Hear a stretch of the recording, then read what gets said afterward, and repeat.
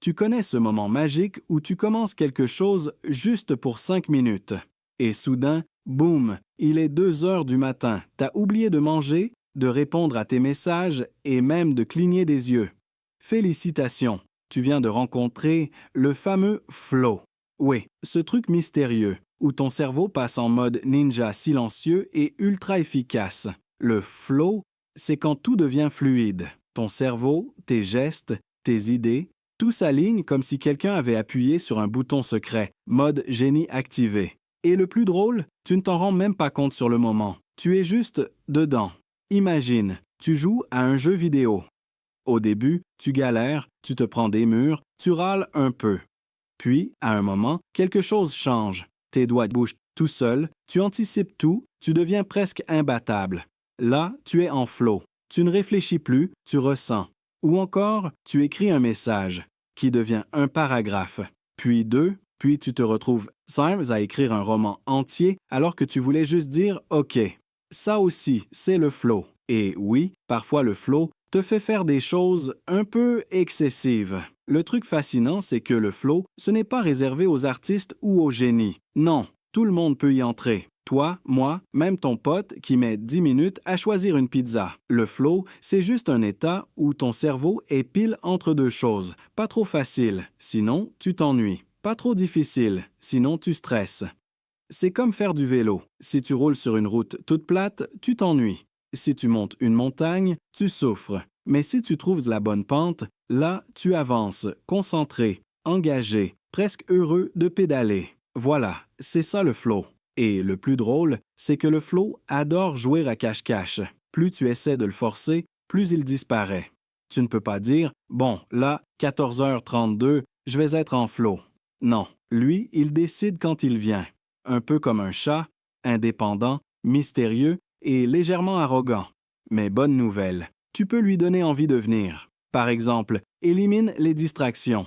Oui, je sais, ton téléphone, ce petit rectangle magique qui te promet juste une notification. Et 45 minutes plus tard, tu regardes des vidéos de chat qui dansent. Le flow, lui, déteste ça. Il veut du calme, de la concentration, un peu comme toi quand tu cherches tes clés et que quelqu'un te parle en même temps. Ensuite, fais quelque chose qui compte pour toi. Le flow n'aime pas les tâches inutiles. Il veut du sens, même petit.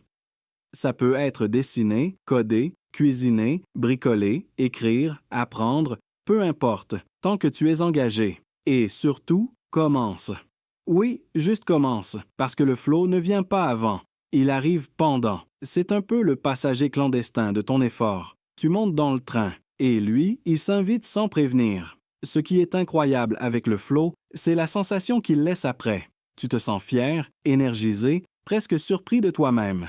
Tu regardes ce que tu as fait et tu te dis « C'est moi qui ai fait ça? » Ouais, c'était toi, mais en version améliorée. Et pourtant, on passe notre temps à s'en éloigner.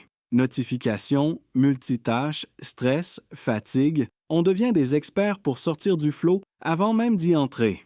C'est comme ouvrir une porte et repartir tout du lieu de suite. Alors peut-être que la vraie question, ce n'est pas comment être en flow tout le temps, mais plutôt comment lui laisser une chance d'exister. Peut-être que ça commence par de petits moments, 20 minutes sans distraction, une tâche claire, un objectif simple, et accepter de plonger dedans, même si au début, c'est un peu flou, un peu lent, parce que le flow, ce n'est pas une explosion instantanée, c'est une montée progressive, comme une musique qui démarre doucement, puis qui t'emporte sans que tu t'en rendes compte. Et puis, soyons honnêtes, le flow, c'est aussi une excuse parfaite. Désolé, j'ai pas répondu, j'étais en flow. Ça sonne beaucoup mieux que j'ai oublié, non? Mais au fond, le flow, c'est surtout un rappel.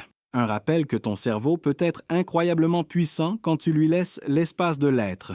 Un rappel que la concentration profonde existe encore, même dans un monde rempli de distractions.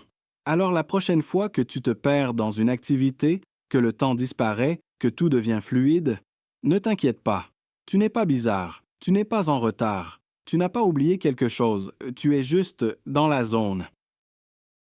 Merci d'avoir regardé. Si ça t'a plu, n'hésite pas à partager, n'hésite pas à aimer et à t'abonner à la chaîne. À bientôt.